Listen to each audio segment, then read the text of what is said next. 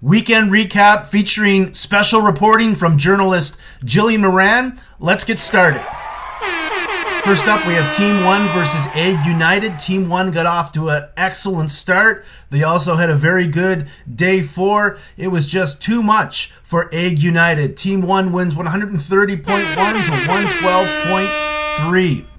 Team 1 records the highest points in the league for the second consecutive week. It was a rough start for Egg United, with Ottawa being shut out by Florida. Florida players gave Team 1 a big head start, as we saw. Panarin also was a big performer with 7.9 points on one day with a hat trick. But the team MVP was a goalie, Joseph Woll. And you look at the graph, shows just what I said. Off to a big start for Team 1, and they continued in the lead for the rest of the way for a somewhat easy victory. Next, we have Staying Alive versus Lenny's Legends. Saturday night recorded the most points for both teams, but Lenny's Legends almost doubles Staying Alive's points, with the amounts being 41.3 to 25.7. So a very big Saturday. There were reports that Staying Alive team owner actually shook Lenny's Legends owner Jonathan's hand at the church Christmas party, conceding the matchup. So it started off close, but then Lenny's Legends on day 2 got out to a big lead, continued with that. Only on day 4 did Staying Alive close the gap a bit. But as I said, day 6, Saturday, was a big day for Lenny's Legends, and as well day 7. 121.5 points to 79.5. Well, we looked at the matchup at the beginning of the week. The Tampa Bay forwards had 4 games each, but combined Point and Stamkos had fewer points than Tampa Bay defender Hedman. Big week for Marchand. Scored an overtime winner. I believe it was against Toronto. Also had a hat trick on Sunday night for 12.9 points. He's the MVP for Lenny's Legends. Non-stop player transactions for Staying Alive. They're trying to find the right mix. They haven't found it so far. They dropped Teravainen, then they claimed him again. They added Ryan McDonough. They dropped him. So dropped TT and BB. And 2 of their big performers actually this week. They did get Teravainen back, but some puzzling moves by Staying Alive. Trying to find that winning formula. They have not found it yet, unfortunately. So 7-1 for Lenny's Legends, 0-8 for Staying Alive. If we go back to the previous slide, Team 1 is 6-2, and Egg United drops to 4-4. Next, we have Going Up in Flames versus Doketown Danglers. Injuries impacting both teams. I forgot to mention that Lenny's Legends has both Tuck and Hamilton down heading into the next week. Maybe we'll mention that. Well, we won't mention that, but it's been mentioned now regarding the matchups upcoming in week number 9. But some injuries in this matchup as well. Tom Wilson, team MVP with the big hat trick, 8 points on Thursday. Trocheck looks like a good free agent pickup, scored a goal, had 5 assists for the week for the Danglers. Danglers, though, the injuries, as was mentioned, Makar and Barry. Underwhelming performance by Pastrnak on Sunday. It was a close one, as you see, 111.5 to 104.2, but Goof wins. Goof got off to a bit of a lead, extended that lead, extended a little bit more. Danglers came back on week 4. Not many points, but a few more by the Flames on day 5. Again, day 5 with more points on day 6, and the story continues on day 7. But you look at this graph. The 2 teams were almost in lockstep for most of the week, but throughout the week, as we see here, Going Up in Flames just each day just had a little bit more, and they eke out the victory to go to 2-6, while the Danglers drop under 500. They're now 3-4-1. Our next matchup is How Is It Happening, or How Is This Happening, versus Skill Stick Fail. How Is This Happening wins 90.8 to 73. They were fortunate to go up against a team that didn't score many points this week, getting the victory with a less than stellar 90.8 fantasy points. A terrible performance by Skill Stick's goalie Vasilevsky, losing or posting a negative score, 11.4 points. They drafted him thinking he would come to their aid later on in the season, but he really sunk any chances for Skill Stick to get a victory this week.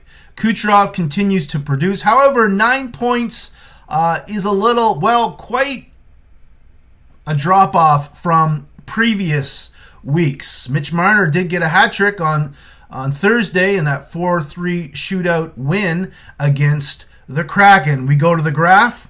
Day 1. How Is This Happening? Gets off to a big lead. They continue with that on day 2, though it was closer. Skill Stick actually produces more points the next day. Then day 5, they produce no points, while How Is This Happening gets about 4. Next day and the day after, again, it's How Is This Happening with more points, and we see an error here on the slide where this is duplicated, so we can't see the other graph. But team MVP Alex Pietrangelo, 9.9 fantasy points. Not too many for an MVP, but it was a low-scoring affair in this one. So How Is This Happening continues the hot streak, 7-1, while Skill Stick Fail drops another one to go to 2-6. And finally, we have Los Mustachios versus Slay All Day. Again, that Florida big win, 5-0 shutout.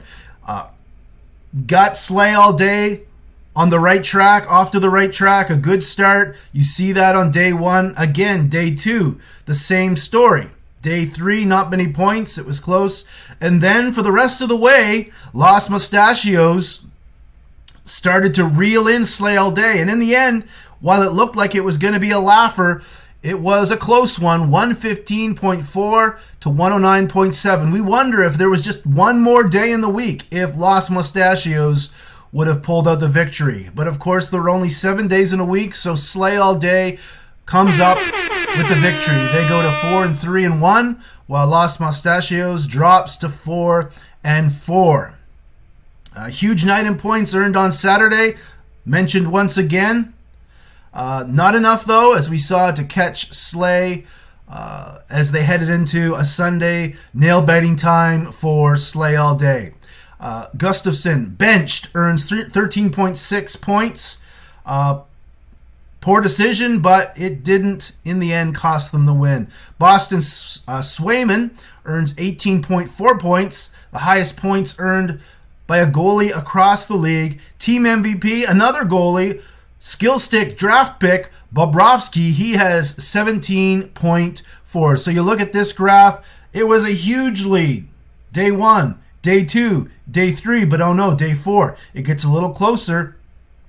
Day 5, about the same, but then day 6, Los Mustachios makes their move. A little closer on day 7, but as I said, they ran out of time.